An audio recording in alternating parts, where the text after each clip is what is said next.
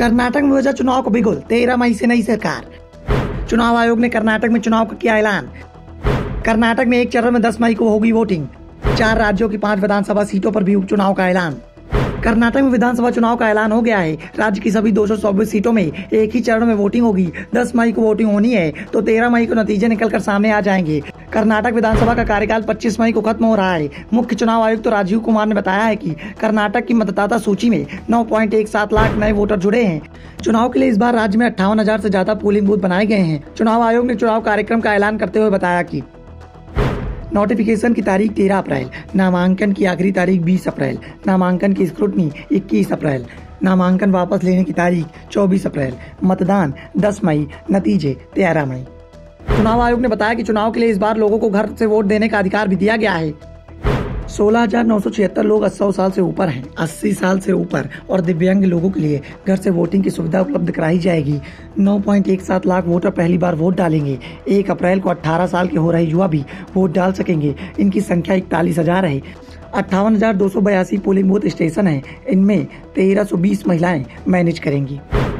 इसके साथ ही चुनाव आयोग ने 4 राज्यों की 4 विधानसभा सीटें और 1 लोकसभा सीट पर उपचुनाव की तारीखों का ऐलान कर दिया, जिसमें यूपी की 2, मेघालय, ओडिशा की 1 विधानसभा सीट शामिल है, जबकि पंजाब की जालंधर सीट पर लोकसभा का उपचुनाव होगा। सभी सीटों पर 10 मई को वोटिंग होगी। 13 मई को काउंटिंग कराई जाएगी। ओडिशा के झारसुगुड़ा, उत्तर प्रदेश के छानबे और स्वार, मेघालय की सोहयोग सीट पर उपचुनाव होंगे। हालांकि चुनाव आयोग ने राहुल गांधी की वायनाड लोकसभा सीट पर उपचुनाव की घोषणा नहीं की है। पिछली बार 2018 में कर्नाटक में विधानसभा चुनाव 12 मई को हुए थे। इसके बाद परिणाम 3 दिन बाद निकलकर सामने आए थे। इसके परिणाम 3 दिन बाद यानी 15 मई को घोषित हुए थे। पिछली बार बीजेपी 104 सीटों के साथ साथ सबसे बड़ी पार्टी के रूप में निकलकर सामने आई थी। वहीं इस बार भी बीजेपी सत्ता में काबिज रहना चाहेगी। कर्नाटक की 224 विधानसभा सीटों पर जहां पूर्ण बहुमत के लिए बहुमत का आंकड़ा 113 सीटों के पार बताया जा रहा है। कर्नाटक में मौजूदा समय में 5 करोड़ 22 लाख वोटर हैं। राज्य में बीजेपी की सरकार है और बसवराज बोम्मई राज्य के मुख्यमंत्री हैं। लेकिन बीजेपी बोम्मई की जगह पर येदियुरप्पा के चेहरे पर चुनाव के मैदान में उतरने की तैयारी कर चुकी है। येदियुरप्पा को चुनाव समिति का अध्यक्ष बनाकर बीजेपी ने इसके संकेत भी दे दिए हैं।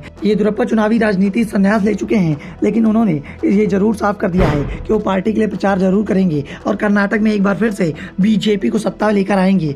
दूसरी ओर कांग्रेस के सिद्धारमैया ने भी ऐलान कर दिया है कि चुनाव उनके जीवन का अंतिम चुनाव होगा। कांग्रेस के लिए राहत की बात यह है क्या चुनाव आयोग ने वायनाड पर चुनाव का ऐलान नहीं किया। साफ है कि चुनाव आयोग अभी राहुल गांधी के अगले कानूनी कदम का इंतजार कर रहा है, क्योंकि इससे पहले चुनाव आयोग ने लक्षद्वीप के एनसीपी सांसद मोहम्मद फैजल के मामले में तुरंत चुनाव का ऐलान कर दिया था।